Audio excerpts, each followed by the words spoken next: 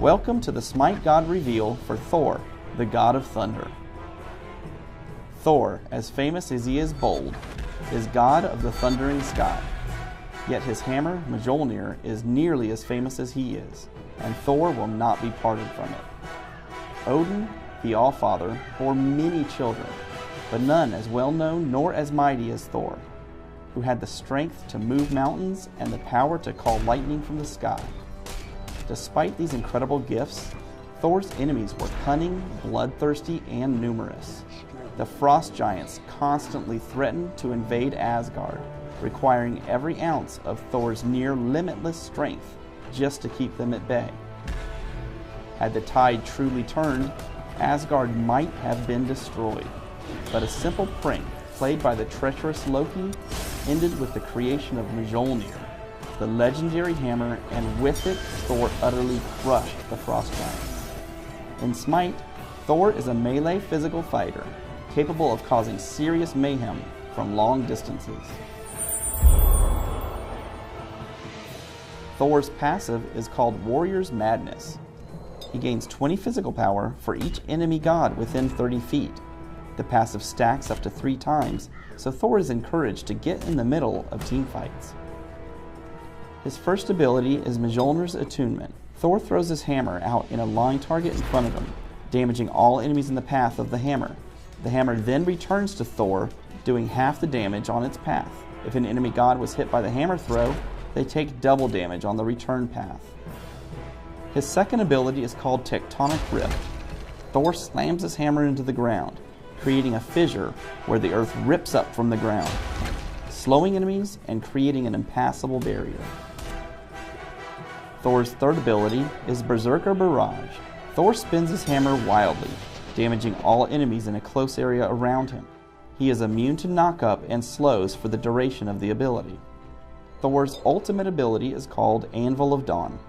After a brief build-up, Thor flies up into the air.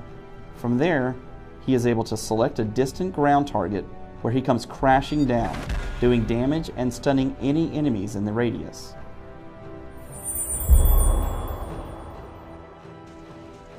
In this fight, I find Bakasura coming out of the jungle.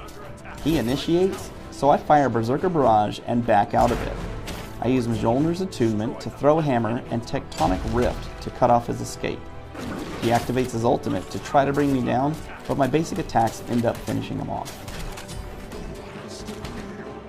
This time, I see Guan Yu initiating a fight on the enemy Agni. I activate Anvil of Dawn, target the enemy, and crash down, stunning him. Then I activate Berserker's Barrage to deal a lot of damage. I use Tectonic Rift to block his escape and secure the kill. In this scenario, I see Kali overextending against Sobek. I activate Anvil of Dawn and drop down to the fight.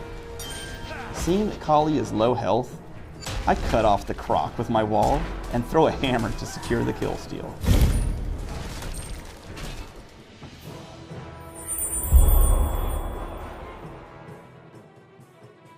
Thor works best in a lane with a ranged slower or disabler.